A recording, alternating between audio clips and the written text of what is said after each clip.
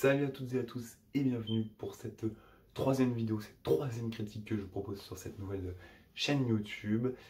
Aujourd'hui nous allons parler d'un film que je voulais en parler. On parle pas toujours de bons films et là on va parler d'un mauvais film disons, vraiment très mauvais. Underwater de William Eubank, sorti le 8 janvier, il dure environ 1h30.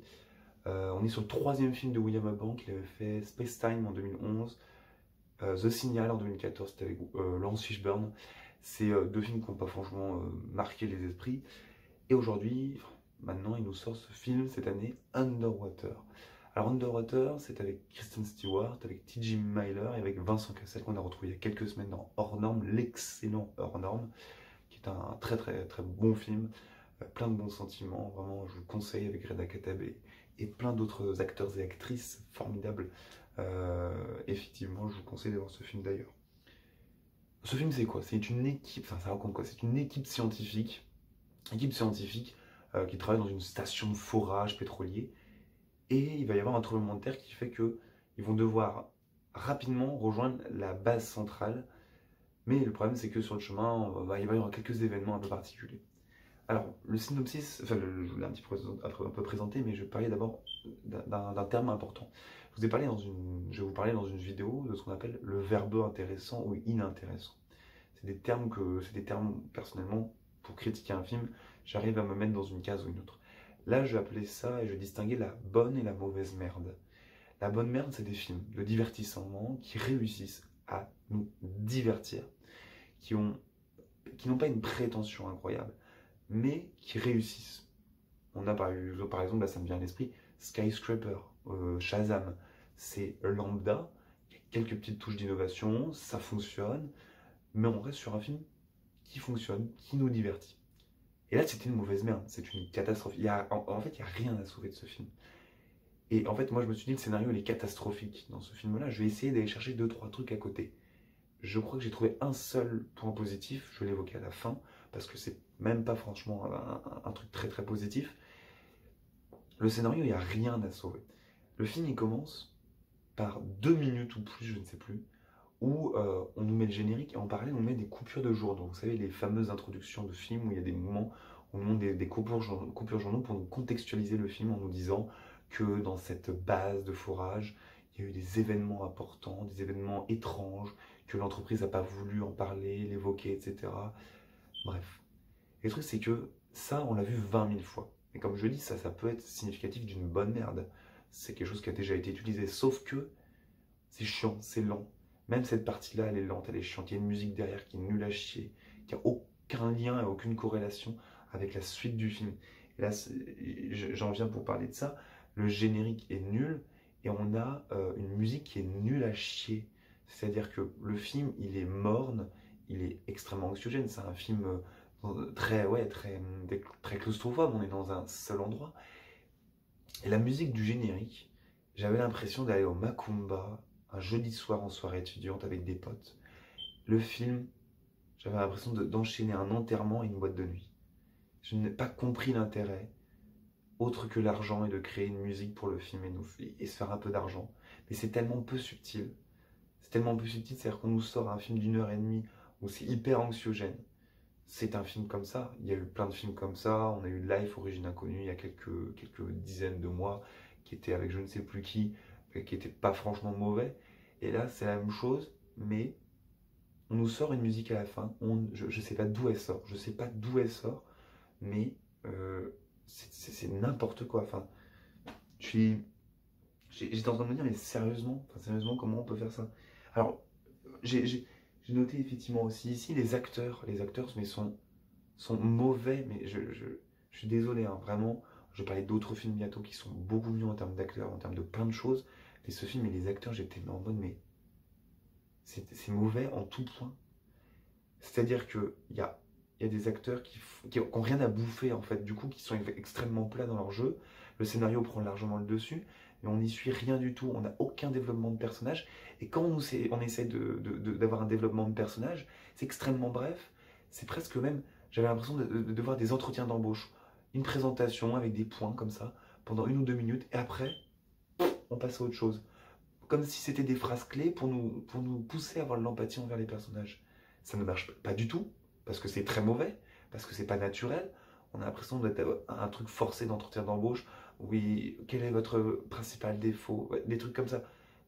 Oui, je suis quelqu'un d'extrêmement perfectionniste. J'ai l'impression qu'on était en train de voir un truc extrêmement pré-mâché, pré-travaillé, qui n'était pas naturel. On voit qu'ils n'ont rien à faire, les acteurs-là. Vincent Cassel qui se redouble, puisqu'il a joué dans ce film-là en parlant anglais, il se redouble, ce qui est encore moins légitime, ce qui rend encore le film encore plus mauvais. Enfin, je veux dire, ça n'a aucun sens.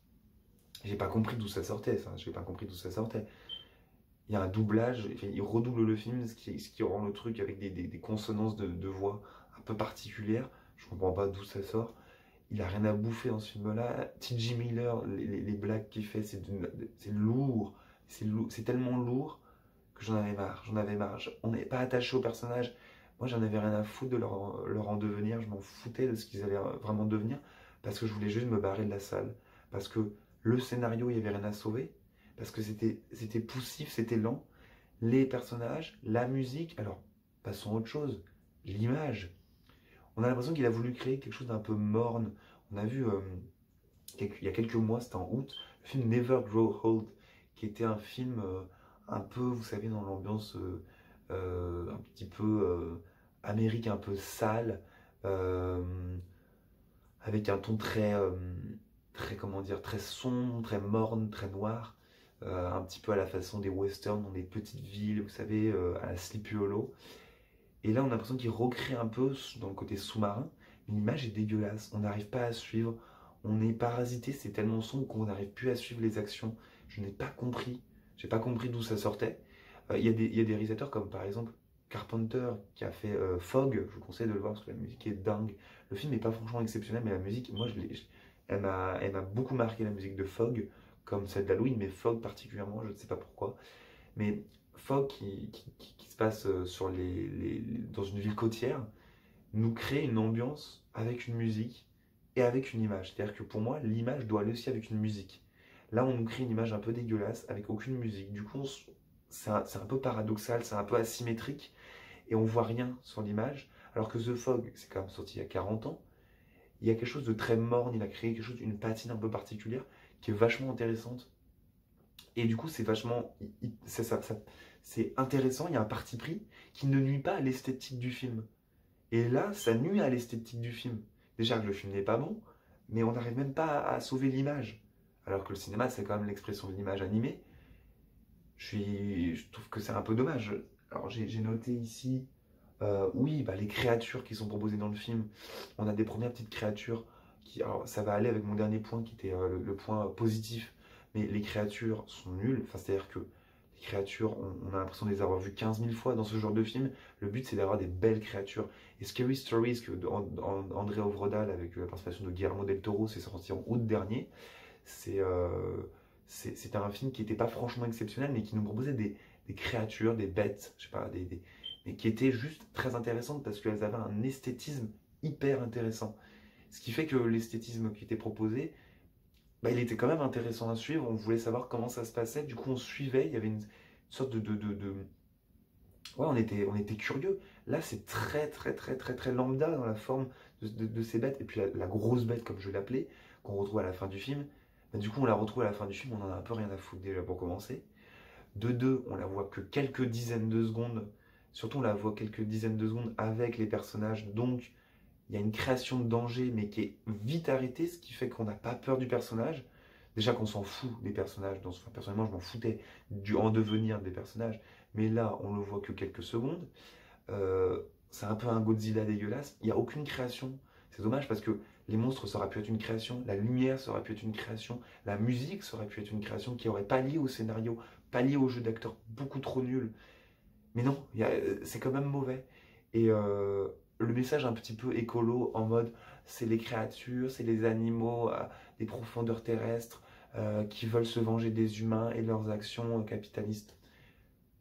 C'est excellent, c'est typique des bouquins d'Orwell, comme bah, tous les bouquins d'Orwell un petit peu dystopiques, ou la série Zoo, par exemple, la série Zoo, qui a eu 3 saisons, c'était un peu dans le même mouvement, c'est-à-dire que les animaux se rebellent contre les humains. Sauf que ce message, il est évoqué 1 minute, et c'est vachement dommage, parce que le truc, c'est que l'idée est lancée, et j'ai regardé ma pote, à ce moment-là, quand on allait voir ce film-là, et je lui ai dit, je lui ai pas dit, mais je lui ai fait un peu comprendre que, putain, mais c'est hyper intéressant, mais oui, c'est totalement ça, c'est totalement vrai, et ça ne va pas développer ce point-là, et c'est hyper dommage, parce qu'il y avait vraiment de quoi faire. Et le pire, c'est que la fin, elle est totalement à l'opposé du message. Il faut voir ce film, mais n'allez pas payer pour ce film-là. Allez voir Play, allez voir à la limite Les Incognitos, allez voir les films que je vais vous conseiller, parce que là, on n'est pas sur un bon film. C'est très mauvais en tout point, c'est-à-dire qu'on est vraiment sur la mauvaise merde, que je ne vous conseille pas. Et j'espère qu'au moins ça aura permis à des gens de ne pas aller voir ce film-là, d'aller voir d'autres films, il y en a plein, qui sont au moins et qui ont au moins un parti pris. Là, il y avait et rien à sauver, même le message écolo, il se rate. C'est dommage. Bah, je vous laisse sur ça, hein. Que dire de plus? Je vous souhaite une excellente journée, je vous embrasse. Et puis, aimez, commentez, partagez la vidéo.